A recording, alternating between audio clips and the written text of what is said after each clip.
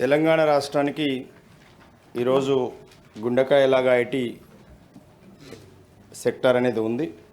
అదృష్టం కొద్దీ తెలంగాణ రాష్ట్రం సాధించుకున్న తర్వాత ఒక గ్లోబల్ ఎక్స్పోజర్ ఉన్నటువంటి లీడర్ ఐటీ మినిస్టర్గా ఉంటాం.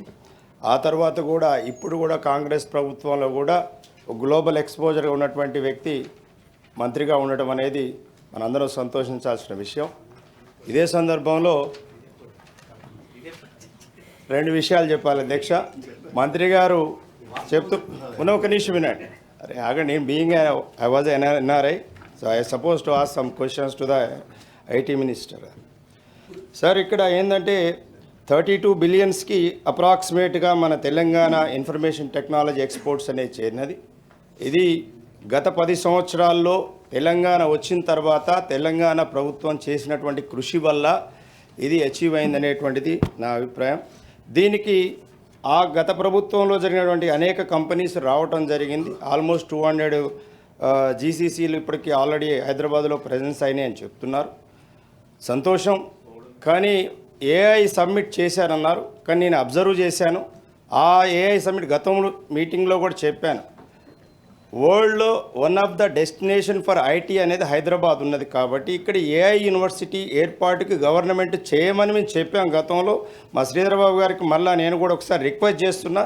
ఎందుకంటే ప్రపంచం అంతా కూడా రేపు మూవ్ అయ్యేది ఏఐ వైపు మూవ్ అవుతుంది, చాలా ఫాస్ట్గా మూవ్ అవుతుంది. అదొకటి. అదే సందర్భంలో గత ప్రభుత్వం చేసినటువంటి కృషిని మీరు ఎక్కడ కూడా అండర్మైన్ చేయదు. ఎందుకంటే ఇవాళ ప్రైవేట్ సెక్టార్లో క్వశ్చన్ దానికి అడుగుతున్నా సార్. ఇంకా ఎన్నిసార్లు అడుగుతావు? ఇప్పుడే నీ ప్రశ్న అయిపోయింది, ఇక నువ్వు ఉపన్యాసం మొదలుపెట్టావు.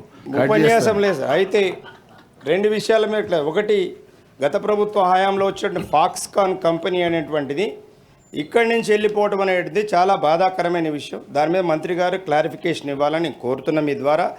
రెండో అంశము, లాస్ వేగాస్లో గత అక్టోబర్లో వరల్డ్ ఐటీ సమ్మిట్ సినర్జీ జరిగింది.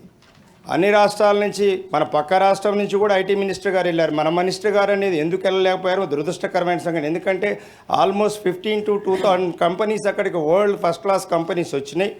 ఆ యొక్క ఆపర్చునిటీస్ మనం ఉపయోగించుకోలేకపోయినాం.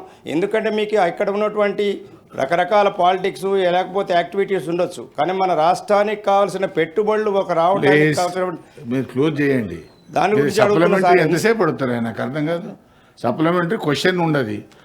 మినిస్టర్ గారు దాని మీద కూడా క్లారిఫికేషన్ ఇవ్వాలని అడుగుతున్నాను అధ్యక్ష. ఓకే, భానుప్రసాద్ గారు.